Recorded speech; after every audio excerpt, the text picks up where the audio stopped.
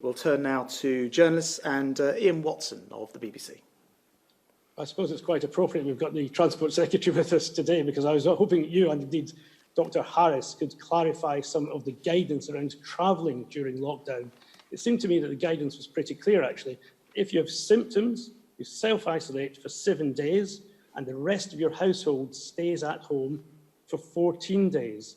But is the advice now to parents that if you don't have your own extended family nearby, even when you are ill with COVID symptoms, you are allowed to leave your home, travel many miles across the country and isolate closer to your extended family? And a specific question to you, Mr Shapps. Did the Prime Minister know that his advisor, Dominic Cummings, had travelled 250 miles or more during lockdown, and did he approve this? Thanks very much. Did you mean the first question to Jenny? I'd like the views of both of you, actually, but certainly I'd value Jenny's advice specifically on whether parents who are ill can leave their home to go closer to their extended family to isolate. So the scientific and medical advice behind the self-isolation is obviously to take people who are symptomatic out of the public domain and anybody who may be likely to develop that, and households tend to have the same exposures, so we know there's a greater risk. So as you say, the advice is you self-isolate at home, your family self-isolate with you, and that's very clear.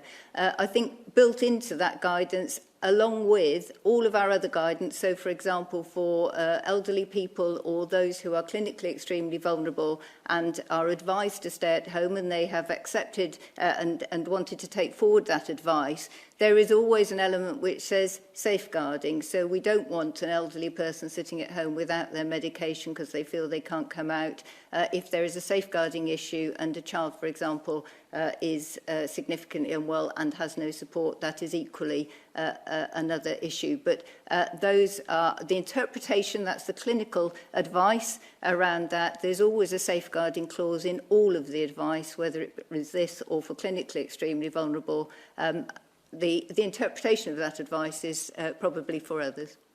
And Ian, you're asking if the Prime Minister knew. Look, the important thing is that everyone remains in the same place whilst they're locked down, which is exactly what happened in, I think, the case you're referring to with Mr Cummings. So the Prime Minister will have known he was staying put and he didn't come out again until he was feeling better.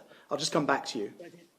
But he did travel 250 miles from his London home, did he not? And again, to you and to Dr Harris, you seem to be very clear about when people can leave their home, Dr Harris. That is, for example, if they're seeking food, medical supplies, caring for the vulnerable. Let me give you one specific example. If someone is ill and the other parent is not at that time showing symptoms and they have a young child, should they leave their home when ill to go to another home 250 miles away? Is that in line with the guidance? Sorry, I can go first. I'll go first.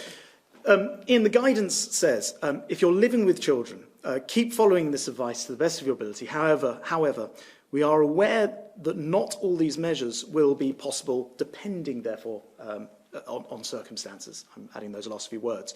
In other words, if you are in a position where you've got a young child, in this case 4 years old, and you are worried about the welfare of that child and your ability to throw around them the wider network of support, then clearly being somewhere where other members of the family can assist, by which I mean, in this case, younger other members of the family, then that might be the best place for you to settle and stay throughout the time that you're ill. And I think that's all that's happened in this case.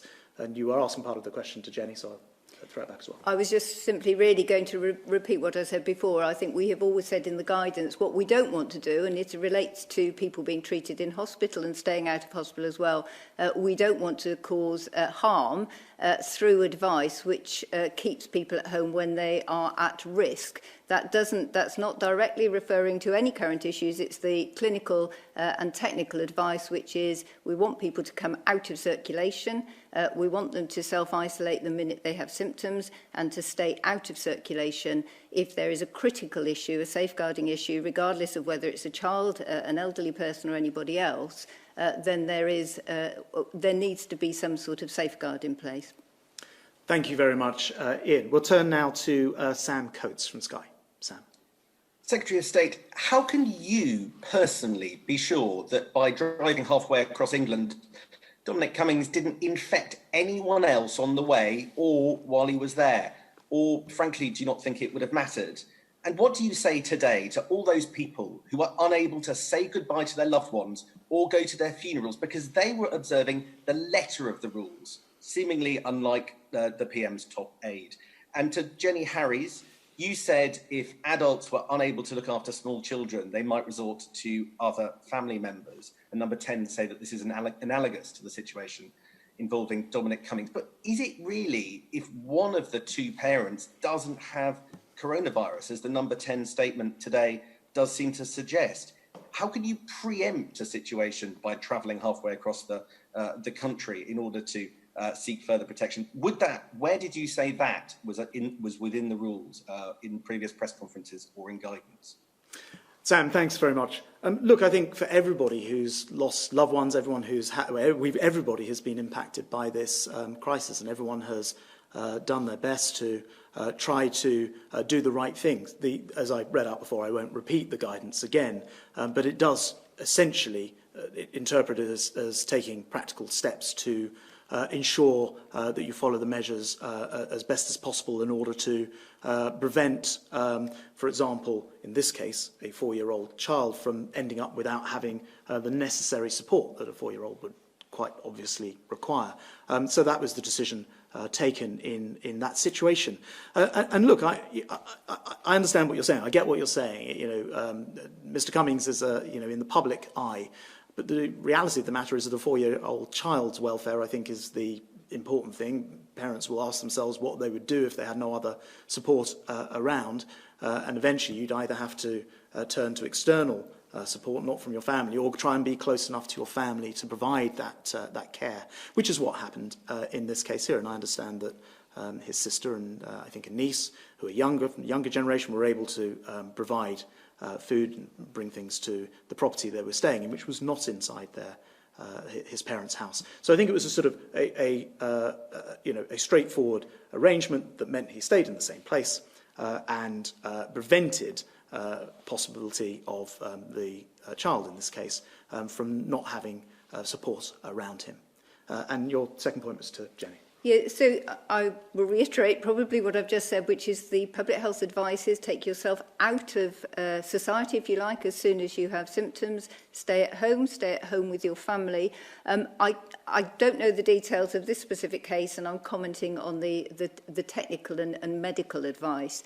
I think the point, I haven't got the detail of the comment from a previous press briefing, but I think the question I was asked was if two adults were ill and unable to cope or care for a small child who was totally dependent on them, was that a reason to seek external support? And I would just go back to say all of the guidance has a common sense element to it, which includes safeguarding around adults or children. So I think that would account for that answer. Sam, I just want to give you a chance to come back.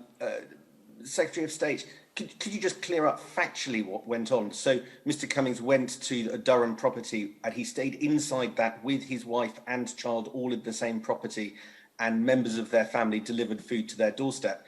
Why did that necessitate that journey 260 miles? Why couldn't he have done that in London?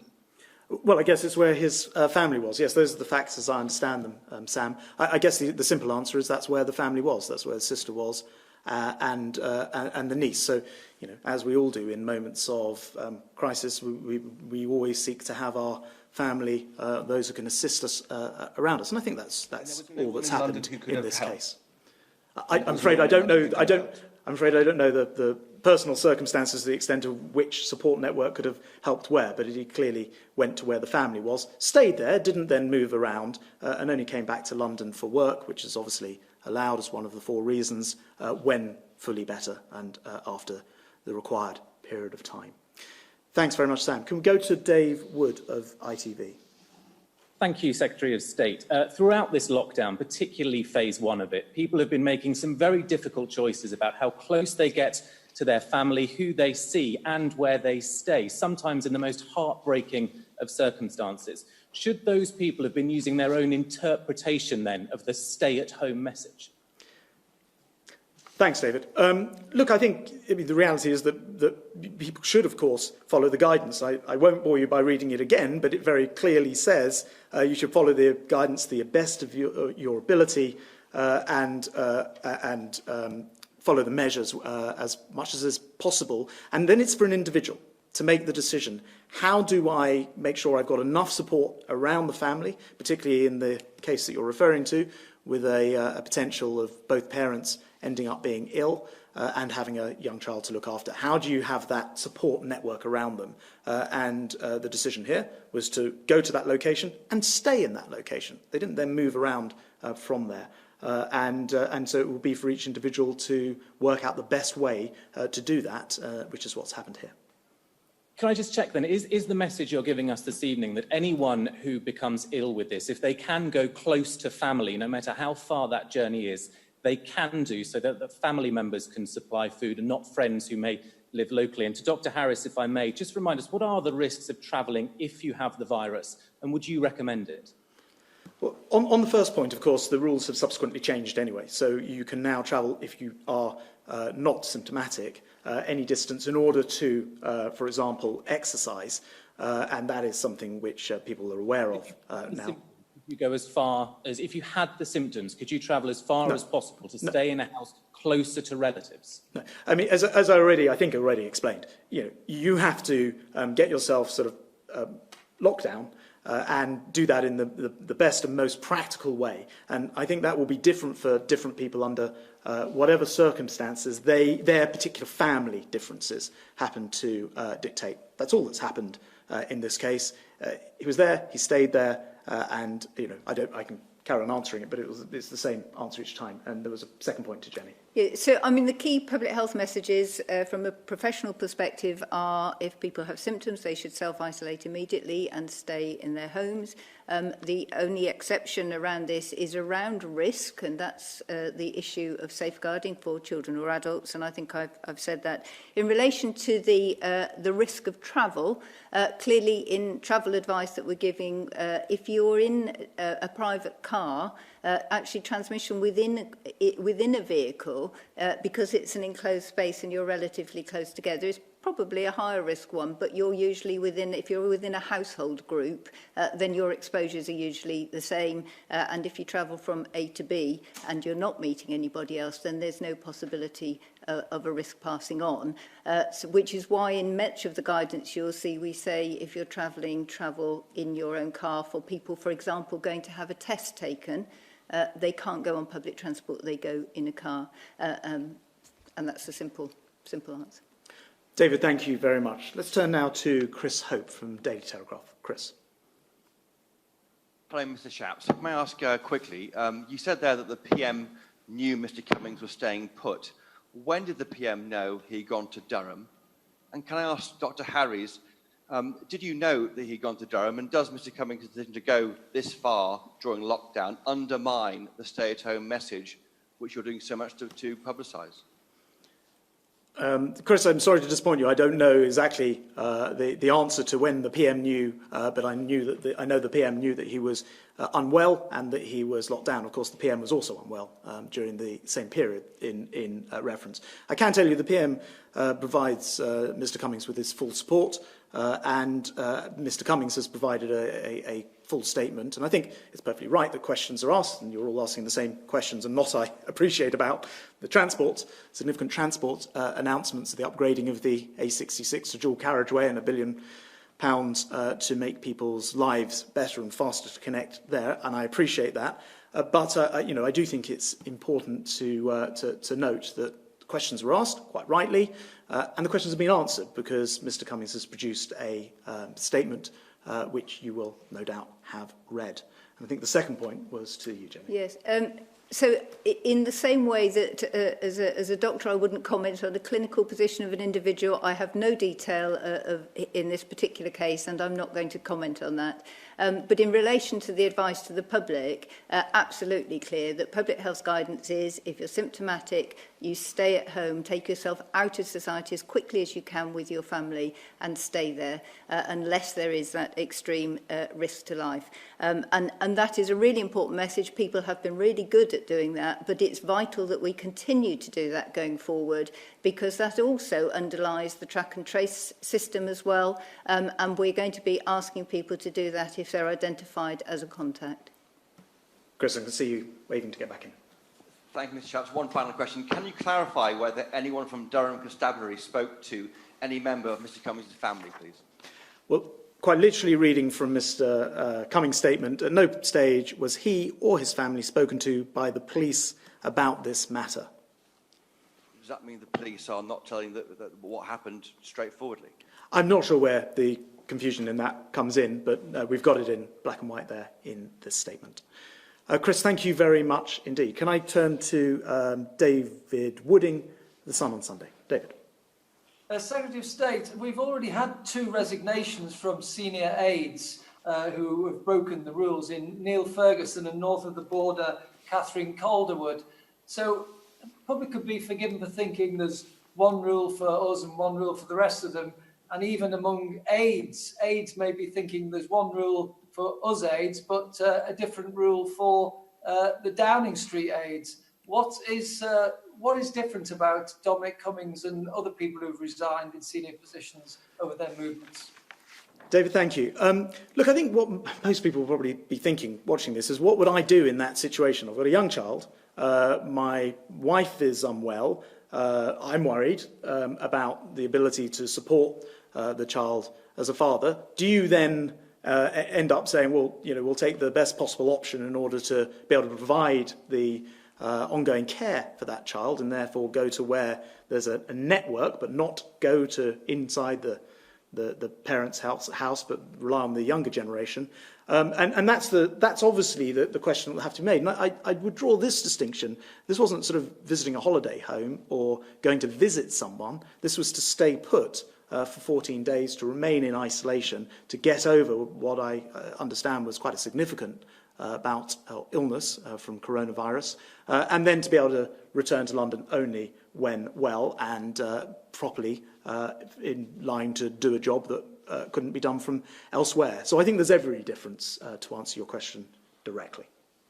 Yeah, I know you're not being evasive on the question of when and whether the Prime Minister knew about this, but I think that's an important question that needs answering. If you're unable to answer that, then I think the public do have a right to know what the Prime Minister knew about Mr Cummings' visit and when he was told about it. Yes, well, as I say, I think the Prime Minister was, in at least part of this period, possibly in hospital. I haven't matched up the exact dates, but I do know that the Prime Minister knew that he was, quite properly staying put in one place with his family, which is the right thing to do, not leaving after doing that. All the right things to do. And as I said a moment ago, the Prime Minister gives Mr Cummings his full support.